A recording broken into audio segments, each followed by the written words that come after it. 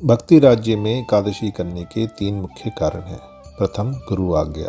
द्वितीय, श्रेष्ठ वैष्णवों के आचरण का पालन। और तृतीय, शास्त्र आज्ञा। जिस प्रकार सभी नदियों में गंगा जी श्रेष्ठ हैं, सभी पक्षियों में गरुड़ जी श्रेष्ठ हैं, पर्वतों में सुमेरु पर्वत श्रेष्ठ है, सभी भागवत अवतारों में भगवान श्री कृष्ण श्रेष्ठ हैं, ऐसे ही जितने भी व्रत हैं उनमें एकादशी सबसे श्रेष्ठ है। चंडीगढ़ में चैतन्य गौड़े मठ में एक बार रामनवमी और एकादशी व्रत एक साथ आ गए।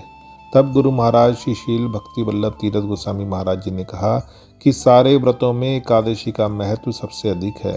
रामनवमी का व्रत छूटता है तो छोड़ दो, परंतु एकादशी का व्रत करो।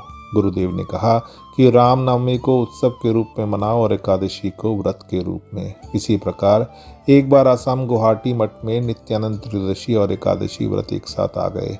तब श्री गुरु महाराज ने कहा कि भगवान श्री कृष्ण से भी अधिक महिमा उदारता सुनी जाती है भगवान चैतन्य महाप्रभु की। चैतन्य महाप्रभु से भी अधिक उदारता सुनी जाती है नित्यानंद प्रभु की। लेकिन एकादशी का व्रत और नित्यानंद त्रयोदशी का व्रत जब दोनों की तुलना करेंगे तो एकादशी की महिमा अधिक है। वहाँ भी गुरु महाराज ने कहा कि नित्यानंद त्रयोदशी को महोत्सव के रूप में मनाओ और एकादशी को उपवास के रूप में।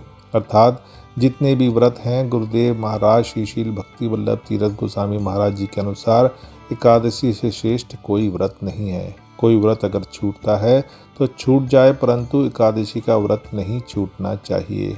श्री शील भक्ति विनोद ठाकुर ने अपने शब्दों में इसे माधव तिथि नाम दिया है। उन्होंने अपने दर्शन दृष्टि में एकादशी को भक्ति जननी कहा है। जननी अर्थात जन्म लेना। हमारे हृदय में अगर कृष्ण भक्ति को पैदा करना, उत्पन्न करना, प्रकाशित करना है तो एकादशी का व्रत करना चाहिए।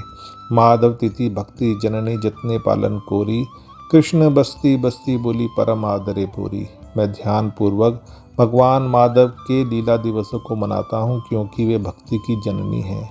मैं अपने निवास के लिए अत्यंत आदर के साथ भगवान श्री कृष्ण के दिव्य धाम का चुनाव करता हूँ।